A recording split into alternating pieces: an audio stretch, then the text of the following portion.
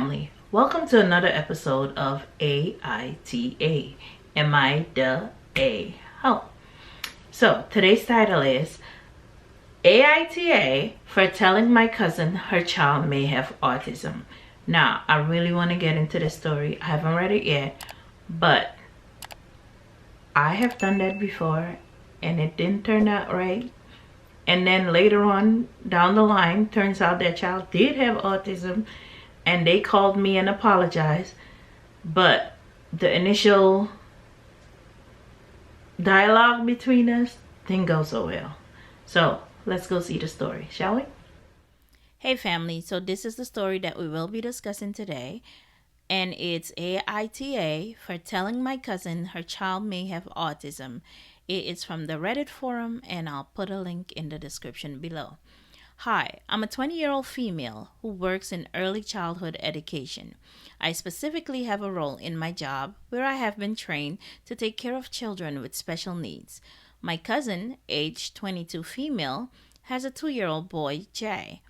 Earlier this month, H visited from up the coast, which is about 5 hours away, to celebrate my aunt's birthday.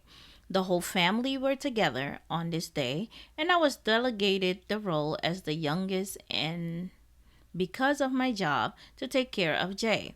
Jay is a sweet kid and has such a personality. But while I spent time with him, I noticed a few behaviors that I recognize as autistic traits. Child, I have that same bad habit. Now, something to note about me is the past few months I have been getting my own diagnosis of autism, which is a long-winded process because I am an adult, so I would never want someone to have to do this either. So I thought it would be nice to let my cousin know so her child can get the diagnosis as a child. Before I left the party, I decided to pull my cousin aside and discuss that she could possibly watch Jay for more signs and if she wanted to take him to get tested for autism. Immediately, H was angry at me. Girl, I know. I did that one time and I vowed never to do it again because it went just the way yours is going right now. Yeah, don't do it. She started to get in my face and called me a bitch for insulting her child. Yep, that's their first offense. They see it as an insult. Or, you want my child to be like your child? Yeah, okay. I tried to explain I wasn't insulting Jay, but she was having none of it. My aunt asked me to leave, which was fine as I was going anyway. When I got home, I saw that she had posted something about me on Facebook. Oh, she went the other way. Dramatizing it to say that I called her child the R word. What was the R word? If y'all know what the R word is, please. Oh, the R word. Girl, I'm slow. My bad. We don't say that word in this household. I'm friends with a few mothers of the children I work with on Facebook, and I don't want them seeing this. I've tried to have an adult conversation with her over the phone about it to no avail. I even tried to call my aunt about it. But everyone in my family is mad at me. Am I the a-hole for telling her that he might have autism? Honey, before we even get to the comments, I know your intentions were good, as were mine, but it backfired. And then a couple years down the line, turned out I was right. The person came back, apologized for accusing me of wanting her son to be the R word like my son. That's exactly how she said it. Yeah, girl. But let's get to the comments. Okay. Let's see. Okay, this person says, YTA, you are the A. You're 20. You are not qualified to make a diagnosis of autism or anything else. Since you are experiencing how incredibly complex this diagnosis is, you should be the last person to jump to conclusions. A lot of children have learning or developmental disabilities, but you are not the person to start throwing out your diagnosis. Even a qualified doctor or therapist wouldn't do that. Somebody else said, exactly, and not to mention the fact that no one asked. It would be different if the child's mother asked their opinion, but they didn't. Unsolicited advice, as well intentioned as it might have been, is usually unappreciated. Girl, now I know. Here goes another one.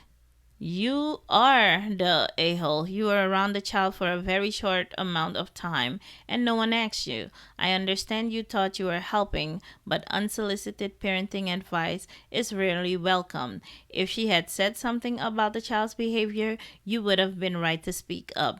But to spring that on her after observing him for less than a day was uncalled for. Okay, we get it. Everybody thinks she is the A. I think you had very good. Okay, let's see this one. This is gonna be the last one. You are in the most gentle way possible. I think you had very good intentions, but didn't go about it the right way. And also, despite your job, you are not an expert. I am a licensed early childhood special educator who evaluates children for special education and designs their entire education plan, and I'm not even allowed to make those diagnoses. I think you could have brought this up better and without a specific diagnosis in mind. When I see red flags in a child and their parents didn't specifically ask me, I casually bring up my job and what I do, and then I brag about all the great resources for parents they probably don't even know about. Like, did they know in our state they can get an evaluation done for free to see how their child is progressing? Did they know about the Super Cool Parents as Teacher program that will send an educator to their house to help their child reach their full potential for free, etc., etc.? This was not the time nor the place to have that conversation, and you should never suggest an actual diagnosis. Even a doctor who diagnoses autism for a living wouldn't do so before completing a full evaluation. So, I agree with this person, half pint 1885. So the person I had the dialogue with, I've known the child all their life, and we were very cool with each other. We spent time with each other's kids, and the child had all the signs Ramsey had.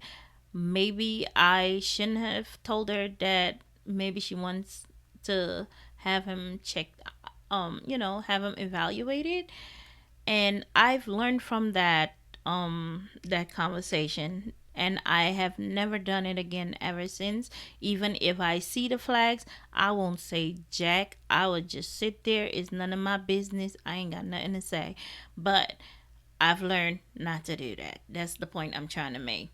And I didn't do it this way. After years of seeing, I came out and tell him maybe you want to get him evaluated to see if there's not something there. But that didn't go well. So I've learned my lesson. Won't do it again.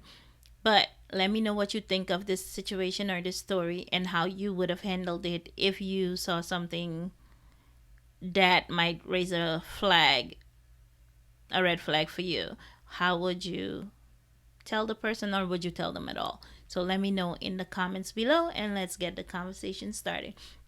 All right, I will catch you guys in the next video, and I hope you enjoyed this one. Bye.